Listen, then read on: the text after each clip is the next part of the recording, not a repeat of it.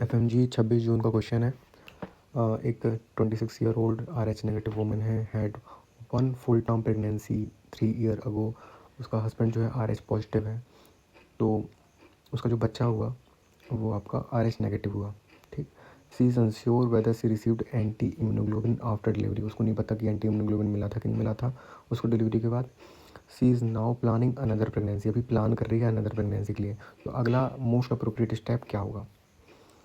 तो RH sensitisation अकर होता है जब RH नेगेटिव मदर कांटेक्ट में आती है फीटल रेड सेल जो कि RH पॉजिटिव है। ठीक। जिससे क्या होता है, एंटीबॉडीज़ बनती हैं और फिर उसे एंटी इम्यूनोग्लोबुलिन की ज़रूरत पड़ती है। इस केस में क्या है कि प्रीवियस बेबी जो है वो RH नेगेटिव है, तो RH positive fetal RBC present नहीं थी, तो सेंसिटाइजेशन तो हुआ नहीं होगा to sensitize the mother during delivery. इसलिए पोस्टमार्टम एंटीडी की रिक्वायरमेंट थी ही नहीं डिलीवरी के बाद। ठीक है। तो पहला एक ऑप्शन जो इन्होंने दिया है कि एडमिनिस्टर करना है एंटीडी इमीडिएटली बिफोर कॉन्सेप्शन, तो ये गलत है। पहली बात तो बिफोर कॉन्सेप्शन दिया ही नहीं जाता, it is given during pregnancy. या तो प्रेगनेंसी के टाइम पे दे दो या फिर आफ्टर डिलीवरी दे दो, वो भी तब जब बेबी जो है RH पॉजिटिव हो। यहाँ पे बेबी भी RH पॉजिटिव नहीं है, या फिर कोई सेंसिटाइजेशन का इवेंट हो गया हो, मतलब अबॉर्शन हुआ हो, एक्टोपिक प्रेगनेंसी हुई हो, एमनियोसेंटेसिस हुआ हो, ट्रॉमा हुआ हो। ठीक। दूसरा ऑप्शन है कि परफॉर्म एन ICT। ये सही ऑप्शन है, क्योंकि if an RH negative woman becomes pregnant again, the first antenatal visits includes the ICT to determine whether she is already sensitize और नॉट। अगर इस केस में वो नेगेटिव आता है तो रूटीन एंटीडी प्रोफाइलेक्सिस हम देंगे प्रेगनेंसी के टाइम पे, और अगर ICT पॉजिटिव आ जाता है तो इसका मतलब है कि पहले से सेंसिटाइज है और इस केस में एंटीडी जो है वो हेल्प नहीं करेगा।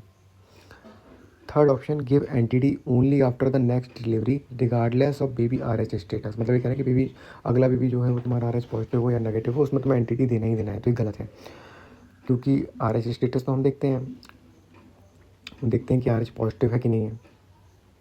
No further evolution of prophylaxis is required. अगला ऑप्शन है कि no further evolution of prophylaxis required. ये भी गलत है, क्योंकि अभी तो कोई ज़रूरत नहीं है, लेकिन वो प्लान कर रही है because she is not pregnant, इसलिए अभी कोई ज़रूरत नहीं है। During the next pregnancy she will still require routine antenatal evolution. तो एंटीनेटल जो एवोल्यूशन होता है नेक्स्ट प्रेगनेंसी के टाइम पर, वो तो उसको जरूरत पड़ेगी, जिसमें ICT आता है। Therefore, this is not the best answer. What should be done now? Since she is only planning pregnancy, तो no NTD injection is needed before conception. Only pregnancy is confirmed at the booking visit. Perform an indirect ICT plan करके चलना है हमें। तो इसमें take away क्या है कि अगर प्रेग्नेंट नहीं है तो NTD बिफोर कॉन्सेप्शन तो देते ही नहीं है। एट फर्स्ट एंटीनेटल विजिट जब भी होता है तुम्हारा, तो वहाँ पे हम ICT करा लेंगे। अगर ICT नेगेटिव आता है तो तुम्हारा रूटीन एंटीडी प्रोफाइलेक्सिस देंगे प्रेगनेंसी के टाइम पर, या फिर तुम्हारा पोस्टमार्टम 72 आवर्स पोस्टमार्टम देते हैं। अगर उसमें भी अगर बेबी जो है तुम्हारा RH पॉजिटिव आ गया तो।